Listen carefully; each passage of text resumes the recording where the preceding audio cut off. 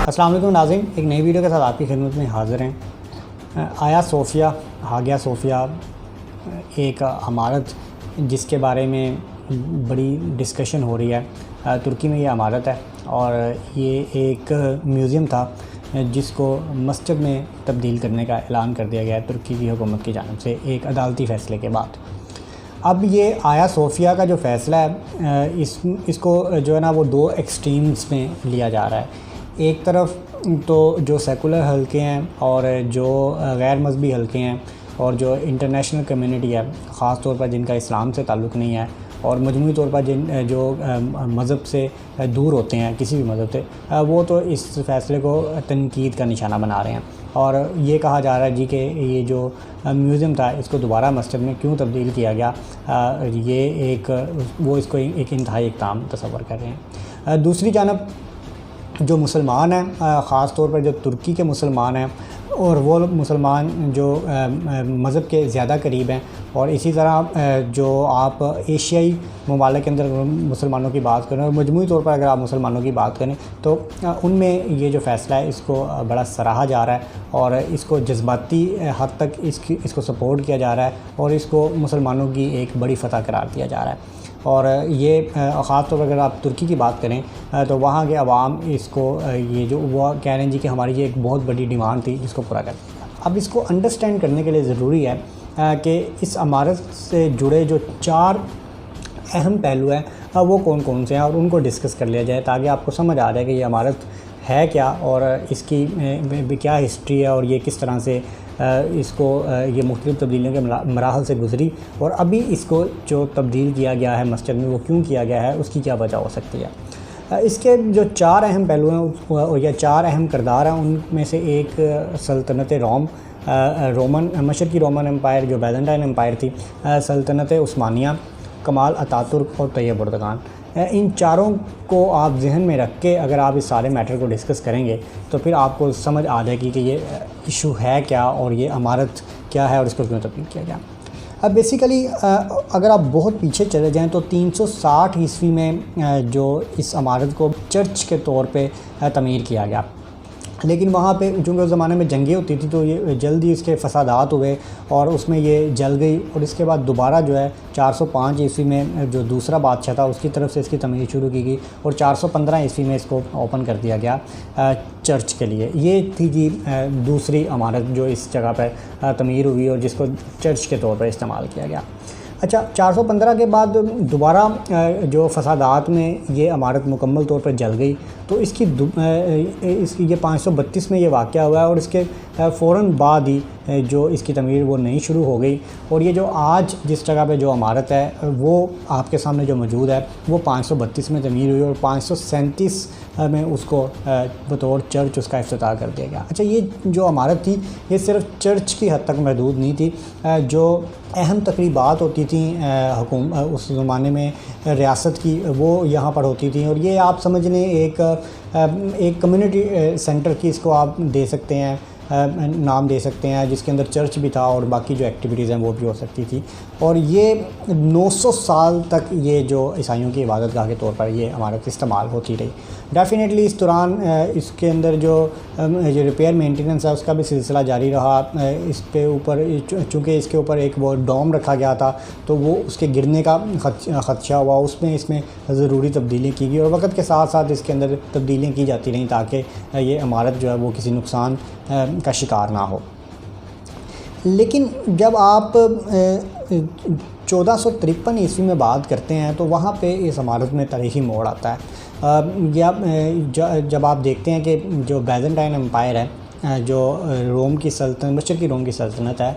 وہ اپنے اختتام کو پہنچتی ہے اور سلطنت عثمانیہ جو ہے اس کا وہ بڑھتی وہ قسطنطنیہ تک پہنچتی ہے اور جو مرکز ہے بیزنٹائن امپائر کا قسطنطنیہ جو کہ آج استنبول ہے اس کو فتح کر لیا جاتا ہے اور اس کے بعد یہ جو عمارت ہے اس کی اہمیت اور بڑھ جاتی ہے۔ تاریخ کے اندر مختلف جو وہ اس بارے میں لکھا جاتا ہے کہ اینڈ پہ جب قسطنطنیہ فتح ہوتا ہے تو جو عثمانیہ سلطنت عثمانیہ کی جو فوجیں ہیں وہ سلطان محمد فاتح کی قیادت میں قسطنطنیہ کو فتح کرتی ہیں، اور جو محمد سلطان یا سلطان محمد فاتح، آپ ان کو جس طرح سے بھی پروناؤنس کریں، وہ اس پر قبضہ کرتے ہیں قسطنطنیہ پر، اور یہ جو چرچ ہے اس کی عمارت کو مسجد میں تبدیل کر دیا جاتا ہے۔ اب یہاں پہ 2-3 چیزیں وہ سامنے آتی ہیں۔ ایک تو یہ آتی ہے جی کہ وہاں پر قبضہ کیا اور اپنی جو فتح کے نشان کے طور پر، عیسائیوں کی پر فتح کے نشان کے طور پر اس کو مسجد میں تبدیل کیا گیا، اور ڈیفینیٹلی اس زمانے کے اندر یہ ہوتا تھا کہ جو لوگ کسی سلطنت پر حملہ کرتے تھے تو وہاں کی جو عبادت گاہوں کو اپنی عبادت گاہوں میں تبدیل کرتے تھے، اور یہ مسلمانوں پر بھی اس تناظر میں بہت ظلم ہوا، اور وہاں پر اس دور میں، اور آج بھی آپ دیکھتے ہیں کہ بہت سارے ممالک کے اندر جو مسلمانوں کی عبادت گاہیں اور جو مسلمانوں کو ظلم و ستم کا نشانہ بنایا جاتا ہے۔ لیکن یہ جو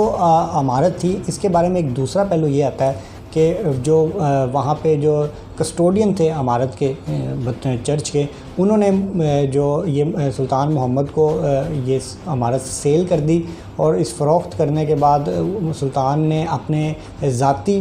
جو پیسوں سے اس کی قیمت ادا کی، اور اس کے بعد اس کو مسجد میں تبدیل کیا۔ تو یہ 2 فیکٹرز ہیں جس کے بارے میں بات ہوتی ہے۔ لیکن البتہ یہ جو عمارت، یہ پہلے بھی ایک اس کے مذہبی اہمیت کے ساتھ ساتھ اس کی اپنی ایک سیاسی اہمیت تھی، اقتدار کی علامت کے طور پر اس کو لیا جاتا تھا، اور جب مسلمانوں نے اس کو فتح کیا اور اس کے بعد اس کو مسجد میں تبدیل کیا تو یہ مسلمانوں کی فتح کی ایک بہت بڑی نشانی بن گئی عیسائیوں پر، اور یہ سلطنت عثمانیہ کی فتح کا ایک نشان، ایک سمبل کے طور پر آپ اس کو لے سکتے ہیں، اور اس کی سمبولک ورتھ وہ زیادہ ہو گئی۔ اچھا، اب سلطنت ڈیفینیٹلی یہ عمارت جو وہ گواہ ہے بیزنٹائن امپائر کے پیک کی بھی،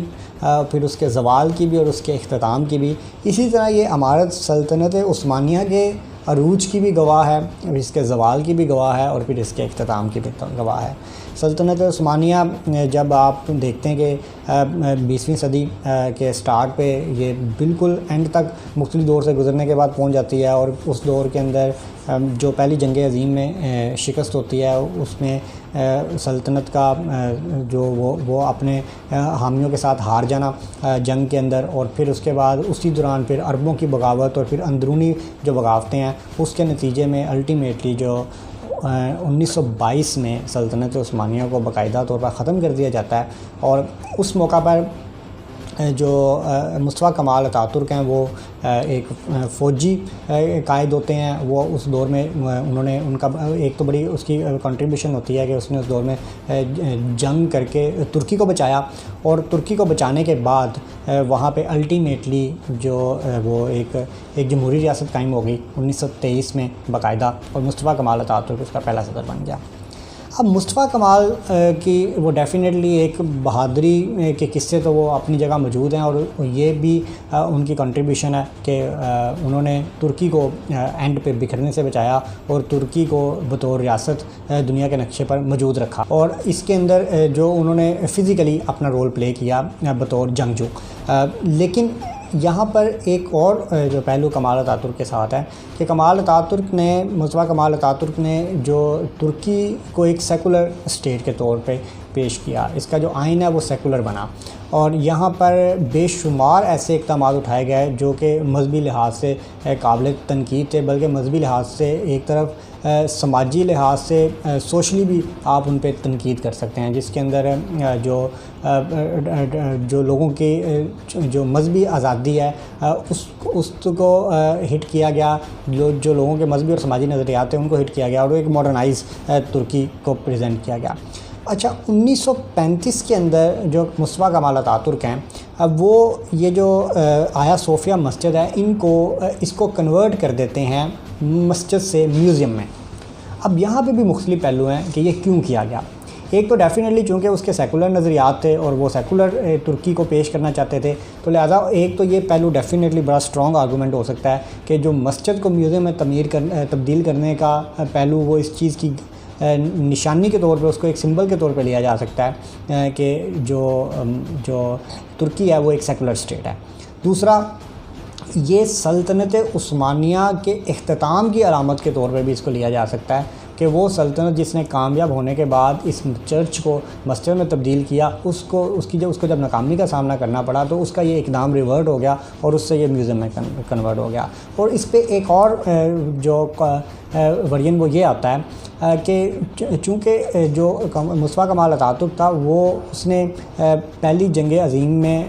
لڑ کے اس کو بچایا ترکی کو، لیکن اور ترکی کی ساکھ کو قائم رکھا، لیکن اب وہ یہ چاہتا تھا کہ دوبارہ اگر کوئی جنگ ہوتی ہے تو اس میں جو ترکی ہے وہ اس سے ایک سائڈ پہ رہے، اور اس تناظر میں اس نے ترکی کو ایک سیکولر اسٹیٹ بھی ڈکلیئر کیا تاکہ مذہب کی بنیاد پر اس پہ کوئی حملہ نہ ہو، اور دوسرا اس نے آیا صوفیہ کو بھی اسی تناظر میں تبدیل کیا کہ ایک آپ اس کو ایک سیکولر اسٹیٹ کے طور پر ایک سمبلائز کر سکیں۔ اور ایک اور اس پہ بھی نیریٹو یہ بھی آتا ہے کہ جو عمارت ہے اس کی مینٹیننس پہ بڑا خرچہ آتا تھا، اور اس کے لیے وہ ڈیفینیٹلی ایک فنڈ قائم بھی کیا تھا، تو وہ ایک یہ بھی نیریٹو آتا ہے کہ اس میں کچھ پرابلم تھے، تو لہٰذا اس نے اس کو مسجد سے میوزیم میں کنورٹ کیا تاکہ جو انٹرنیشنل فنڈنگ ہے وہ لی جا سکے اور اس کو بہتر کیا جا سکے۔ لیکن یہ سب نیریٹو اگر آپ ایک سائڈ پہ رکھیں تو اسٹرانگ نیریٹو یہی بنتا ہے کہ وہ چونکہ ایک سیکولر شخص تھا، وہ ترکی کو ایک سیکولر اسٹیٹ بنانا چاہتا تھا، تو اس کے جو سیکولر نظریات تھے اور جو سیکولر اقدامات ہیں انہی میں سے ایک قدم یہ تھا کہ مسجد کو میوزیم میں تبدیل کیا گیا۔ اچھا، یہاں پر ایک اور بڑی اہم چیز ہے کہ جب یہ چیز ہوتی ہے تو ڈیفینیٹلی جو مصطفیٰ کمال کے باقی اقدامات کے اگینسٹ تھے لوگ، ان میں سے یہ والے جو سٹیپ کے اگینسٹ بھی تھے لوگ، تو لیکن دوسری طرف ترکی کا جو آئین ہے وہ سیکولر ہے، اور کانسٹیٹیوشن کے مطابق جو ترکی کے آئین کو سیکولر رکھنا، اس کی جو کسٹوڈین ہے وہ فوج اپنے آپ کو تصور کرتی ہے۔ فوج ہمیشہ پروٹیکٹ کرتی ہے آئین کو، یعنی جب کسی نے بھی جو سیکولر آئین کو چینج کرنے کی کوشش کی تو اس میں جو آرمی نے وہ انٹرفیئر کیا اور وہاں پہ ترکی پر قبضہ کیا، اور یہ کئی دفعہ ہوا۔ لیکن یہاں پہ ایک اہم چیز یہ ہے کہ جب طیب اردگان نے آئین کو چینج کرنے کی کوشش کی تو اس میں جب فوج نے انٹرفیئر کیا تو پھر اس میں طیب اردگان نے فوج کے اس اقدام کو وہ ناکام بنا دیا۔ اب آ جاتے ہیں طیب اردگان کو۔ طیب اردگان جو ہیں انہوں نے اپنی اسٹوڈنٹ پالیٹکس سے سٹارٹ لیتے ہیں، 1994 میں بطور میئر وہ شہرت پاتے ہیں، اور اس کے بعد اسی دور میں وہ ایک مذہبی سیاسی تقریر کرتے ہیں جس پہ ان کو جیل بھی جانا پڑتا ہے، اور پھر اپنے سیاسی اختلافات کی بنیاد پر وہ 2001 میں اپنی ایک الگ سے پارٹی بناتے ہیں، اور پھر وہ ایک لیڈر کے طور پہ ایمرج ہوتے ہیں، جو کہ 3 دفعہ پرائم منسٹر بنتے ہیں۔ پرائم منسٹر بننے کے بعد جب چوتھی دفعہ وہ پرائم منسٹر نہیں بن پاتے ایز پر کانسٹیٹیوشن، تو پھر وہ پریزیڈنٹ بنتے ہیں۔ جب وہ پریزیڈنٹ بنتے ہیں تو پھر وہ جو بہت سارے اختیارات ہیں وہ اپنے پاس لے لیتے ہیں، اور اختیارات لینے کے بعد جو اس کے اندر جو پرائم منسٹر کے اختیارات ہیں ان کو کم کر دیتے ہیں۔ اس کے بعد پھر وہ پورے کا پورا جو آئین ہے اس کو چینج کرتے ہیں، اور وہاں پہ صدارتی نظام لے کر آتے ہیں، اور اس کے لیے پھر وہ ایک ریفرینڈم کرواتے ہیں، اور ریفرینڈم کروانے کے بعد وہاں پر ایک صدارتی نظام قائم ہو جاتا ہے۔ آپ جب اقتدار کو اس لیول تک طول دیتے چلے جاتے ہیں تو پھر ڈیفینیٹلی آپ نے زوال کا بھی سامنا کرنا ہوتا ہے، اور یہی ہوا کہ جب ڈیفینیٹلی طیب اردگان نے ترکی کو بہت بہتر کیا، اس کو اکنامیکلی بہت بہتر کیا، اور انٹرنیشنل جو اس کا امیج ہے وہ بہت بہتر کیا، اور جو دنیا میں ایک اسلامی ریاست کے طور پہ ایک ایمرج ہوا وہ ملک، اور اس کی اپنی ایک امپورٹنس بن گئی۔ اور آپ دیکھتے ہیں کوئی بھی آدمی جب اسلامی مسئلہ ہوتا ہے اس کے اندر ترکی اپنا بنیادی رول پلے کرتا ہے، اور اس کے اندر آپ کو ترکی کی جو پریزنس ہے وہ فیل ہوتی ہے۔ لیکن ڈیفینیٹلی جب آپ دیکھتے ہیں کہ جب اس لیول تک اقتدار چلا جاتا ہے اور ریفرینڈم میں بھی آپ کو اس طرح سے وہ رزلٹس نہیں ملتے، اور پھر آپ دیکھتے ہیں کہ آپ کو لوکل باڈیز کے جو لوکل الیکشنز ہیں اس کے اندر بھی شکست کا سامنا کرنا پڑتا ہے، تو پھر ڈیفینیٹلی آپ کو کسی نہ کسی لیول پہ اپنے آپ کو پولیٹیکلی اسٹرانگ کرنا ہوتا ہے۔ اب اگر آیا صوفیہ کو مسجد میں کنورٹ کرنے کا اقدام دیکھیں تو ڈیفینیٹلی یہ ترکی کے لوگوں کی اپنی ایک ڈیمانڈ رہی ہے۔ اس تناظر میں جو آیا صوفیہ کے باہر احتجاج بھی ہوتے رہے، اس کے اوپر ایک آرگنائزیشن نے باقاعدہ قانونی جنگ لڑی، اور یہ اسی قانونی جنگ کا نتیجہ ہے کہ عدالت کی طرف سے فیصلہ دے دیا گیا، اور اس فیصلے کی روشنی میں طیب اردگان نے مسجد کا جو سٹیٹس ہے آیا صوفیہ کا وہ بحال کرنے کا اعلان کر دیا۔ اب اس پہلو پہ ڈیفینیٹلی میں نے پہلے گزارش کی کہ تنقید بھی ہو رہی ہے، اور مسلمان جو ہے وہ اس کو سراہ بھی رہے ہیں، اور جب انٹرنیشنل لیول پہ اس پہ تنقید ہوتی ہے تو وہ مذہبی حلقوں کی طرف سے بھی ہوئی جو جن کا اسلام سے تعلق نہیں ہے، غیر اسلامی مذہبی حلقے اور پھر اسی طرح جو سیکولر حلقے ہیں ان کی طرف سے بھی اس پہ تنقید ہوئی اور جو انٹرنیشنل پریشر وہ بھی آیا، لیکن جو ترکی کی گورنمنٹ ہے اس نے اس کو اپنا انٹرنل ایشو قرار دیتے ہوئے سب جو قسم کی جو تنقید ہو رہی ہے اس کو ریجیکٹ کر دیا۔ اچھا، اب ڈیفینیٹلی یہ اقدام ہے، اس کی اپنی مذہبی اہمیت تو ہے کہ مسلمانوں کے جذبات وابستہ ہیں، اور ڈیفینیٹلی ایک اگر بلڈنگ کے اندر سے اذان کی آواز بلند ہوتی ہے تو وہ ایک پازیٹیو چیز ہے مذہبی تناظر میں۔ لیکن چونکہ آیا صوفیہ ایک ایسی بلڈنگ ہے جس کی اپنی جگہ ایک پولیٹیکل امپورٹنس رہی ہے، ایک یہ اقتدار کی علامت کے طور پہ بھی آپ اس عمارت کو دیکھ سکتے ہیں اگر آپ پیچھے بیک ہسٹری میں جائیں کہ اس نے دو سلطنتوں کے عروج و زوال اور اختتام دیکھے ہیں۔ لیکن